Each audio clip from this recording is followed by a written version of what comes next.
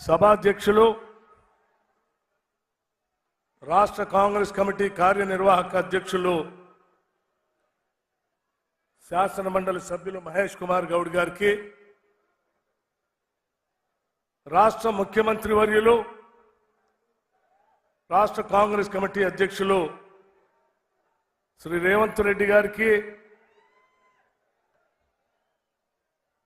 మంత్రివర్యులు సీతక్క గారికి,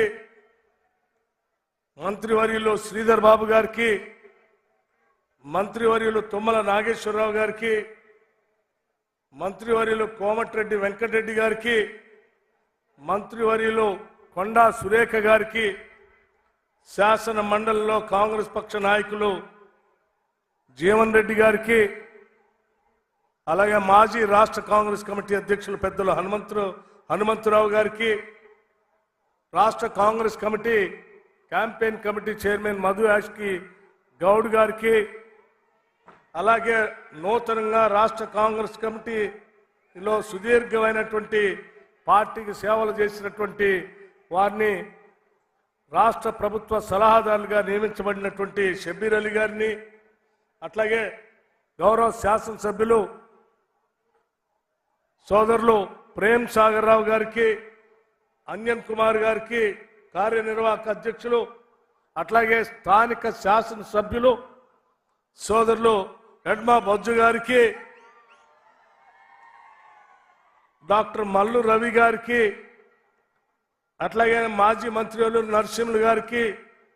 అట్లాగే సుదర్శన్ రెడ్డి గారికి, బలరాం నాయక్ గారికి, వేం నరేందర్ రెడ్డి గారికి, మరో శాసనసభ్యులు మా వేములవాడ శాసనసభ్యులు శ్రీనివాస్ గారికి, ఇంకా వేదిక మీద ఉన్నటువంటి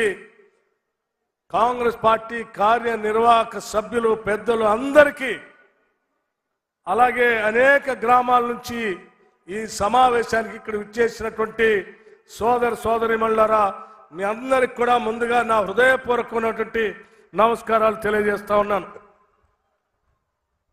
ఈరోజు ఈ రాష్ట్ర చరిత్రలో సువర్ణాక్షరాలతో లిఖించదగబడినటువంటి రోజుగా నేను భావిస్తా ఉన్నాను. కొట్లాడి తెచ్చుకున్న తెలంగాణ రాష్ట్రం 10 ఏళ్ల పాటు కొద్ది మంది చేతుల్లో బందీ అయి ప్రజలకి స్వేచ్ఛ లేకుండా, స్వాతంత్రం లేకుండా, హక్కులు లేకుండా ఉన్న వనరులన్నీ దోపిడీకి గురవుతా ఉంటే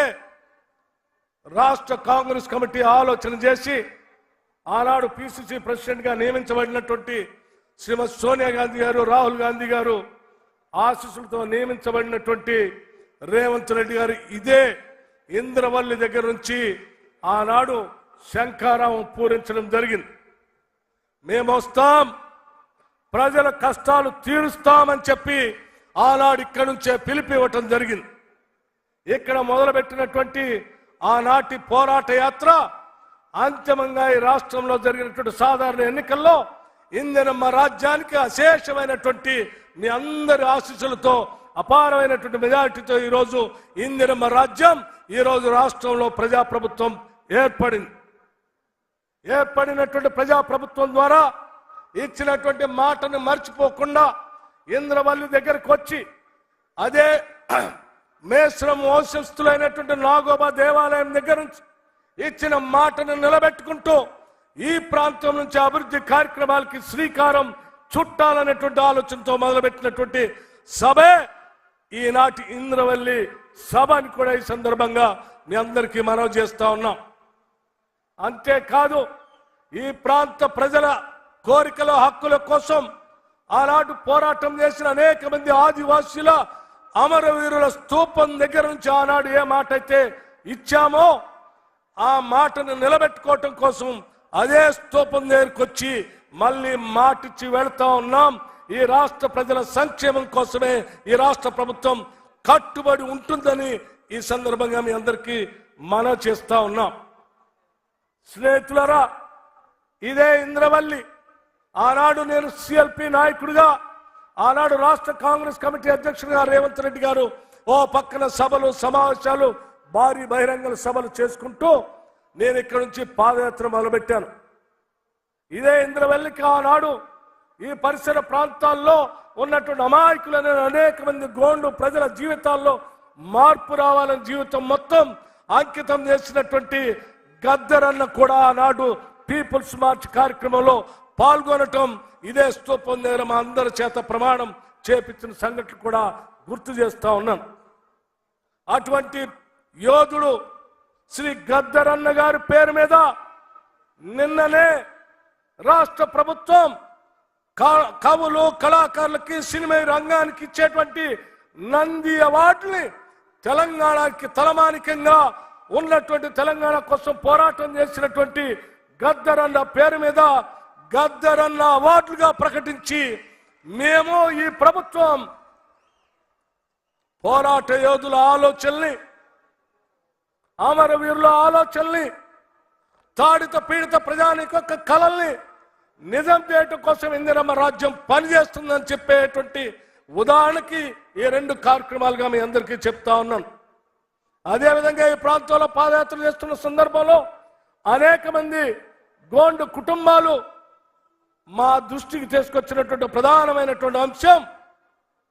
ఐటీడీఏని పునరుద్ధరించమని, సెల్ఫ్ హెల్ప్ గ్రూప్స్ కి డబ్బులు బాగా ఇవ్వని, అట్లాగే ఇక్కడ ఉన్నటువంటి త్రివేణి సంగమాన్ని పూర్తి చేయమని, చిట్మాన్ ప్రాజెక్టును పూర్తి చేయమని కోరారు. ఇందిరమ్మ రాజ్యం మీ అందరికీ ఇప్పుడే జరిగినటువంటి సభలో ముఖ్యమంత్రి గారు ఆడ మాటిచ్చి వచ్చారు. ఈ రాష్ట్రంలో ఉన్నటువంటి సెల్ఫ్ హెల్ప్ గ్రూప్స్ సంబంధించినటువంటి వాళ్ళందరికీ కూడా పెద్ద ఎత్తున ఆర్థికంగా నిలబట్టడం కోసం కోట్లాది రూపాయలు ఇవ్వటానికి రాష్ట్ర ప్రభుత్వం కట్టుబడి ఉందని ఇప్పుడే ప్రకటించారు. మరొక్కసారి ఇక్కడ నుంచి చెప్తా ఉన్నాం, తప్పనిసరిగా త్రివేణి సంగమాన్ని, చిట్మాన్ ప్రాజెక్ట్ ని పూర్తి చేస్తామని, ఈ పరిసర ప్రాంతాల్లో ఉన్నటువంటి నీటి వనరులన్నింటి కూడా ఇక్కడ ఉన్నటువంటి పేద గోండు గృహాలకు అన్నిటికీ అందించే కార్యక్రమం చేపడతామని, అట్లాగే భూములకు సంబంధించిన ధరణి ద్వారా భూములు కోల్పోయిన మీ అందరికి కూడా భూములు అప్పజెప్పే కార్యక్రమాన్ని కూడా ఇందిరమ్మ రాజ్యం చేపడుతుందని చెప్పి మీ అందరికీ మాటిస్తూ సెలవు తీసుకున్నాను. జై హింద్, జై కాంగ్రెస్. ఇప్పుడు మనమంతా ఎదురు చూస్తున్నటువంటి మీ అభిమాన నాయకుడు, మనందరి అభిమాన నాయకుడు, రాష్ట్ర ముఖ్యమంత్రి వర్యులు శ్రీ రేవంత్ రెడ్డి గారిని అమూల్యమైనటువంటి సందేశం ఇవ్వాల్సిందిగా కోరుతా ఉన్నారు. వీడు భూమిన వానైతాడు, బీద సాదల ధైర్యం వీడు.